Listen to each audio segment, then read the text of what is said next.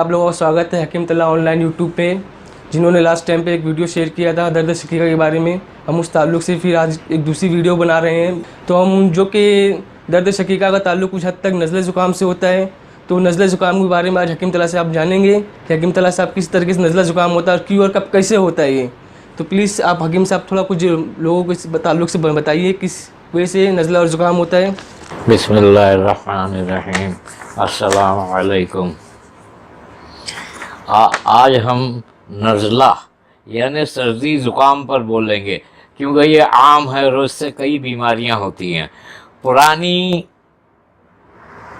पुराने हकीमों का ख्याल है कि दिमागी रुतूबात का हलक की तरफ उतरना या सीने और फेफड़ों पर गिरना नज़ला, और उसका नाक या कान की तरफ गिरना और पतला होना, नाक से निकलना और उसमें जलन होना, ये ज़ुकाम है।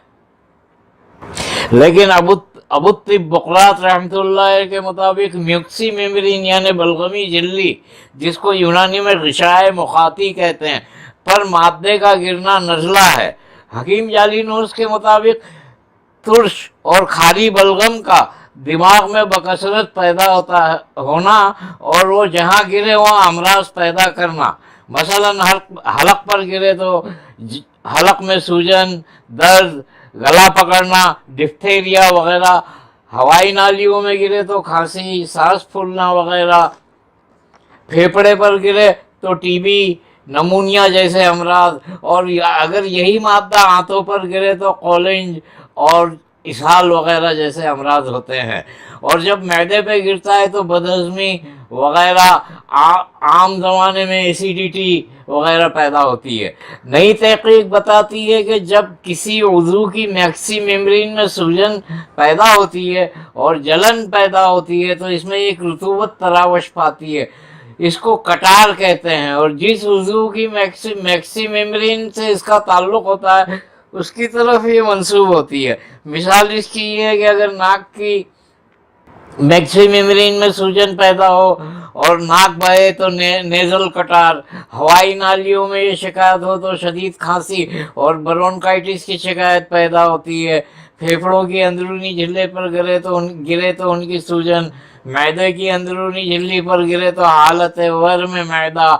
इसी तरह जहाँ जहाँ बदन के जिस हिस्से पर गिरे उसी के नाम से इसको मंसूब करते हैं। इसकी बहुत सी मिसालें दी जा सकती हैं। अच्छा, अब नज़ले की 4 किस्में हैं।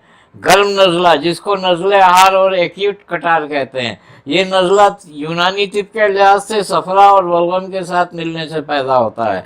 सर्द नज़ला, ये इसको नज़ले मज़मन या दायमी नज़ला और क्रॉनिक कटार भी कहते हैं। इसमें बार बार नज़ले की शिकायत होती है और ये सिलसिला जारी रहता है। इसमें शिद्दत नहीं होती। इसमें या तो नाक की झिल्ली मोटी पड़ जाती है या पतली पड़ जाती है। हसासियती नज़ला ज़ुकाम, जिसको अमूमन एलर्जी का नज़ला ज़ुकाम कहते हैं। एलर्जिक कटार, नाक से पानी बहना, छींक आना, नाक का बंद हो जाना, नाक में खुजली। इसके अलावा चौथा नज़ले वबाइया यानी फ्लू, दर्द सर,